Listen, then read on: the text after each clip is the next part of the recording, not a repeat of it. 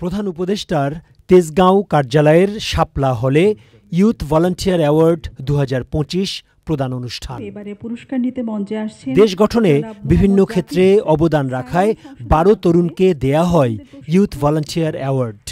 প্রধান উপদেষ্টা বলেন, বাংলাদেশের যুব সমাজ এগিয়ে আছে, তাই এই দেশের অগ্রযাত্রাকে থামিয়ে রাখা সম্ভব নয়। আজ আমরা তারুণ্যের শক্তিকে উদযাপন করছি। এটি আমাদের জাতির চালিকা শক্তি। আমি দৃঢ়ভাবে বিশ্বাস করি, যখন একটি দেশের যুব সমাজ সক্রিয় থাকে, উদ্যমী এবং উদ্ভাবনী শক্তিতে বলীয়ান হয়, তখন কোনো প্রতিবন্ধকতাই তাদের অগ্রযাত্রাকে থামিয়ে রাখতে পারে না। আমাদের তরুণদের উদ্ভাবনী শক্তি আজ কেবল শিক্ষাক্ষেত্রেই সীমাবদ্ধ নেই। তরুণরা স্বাস্থ্যসেবা, পরিবেশ সুরক্ষা, দারিদ্র্য বিমোচন এবং সামাজিক ন্যায় বিচার প্রতিষ্ঠায়ও অগ্রণী ভূমিকা পালন করছে।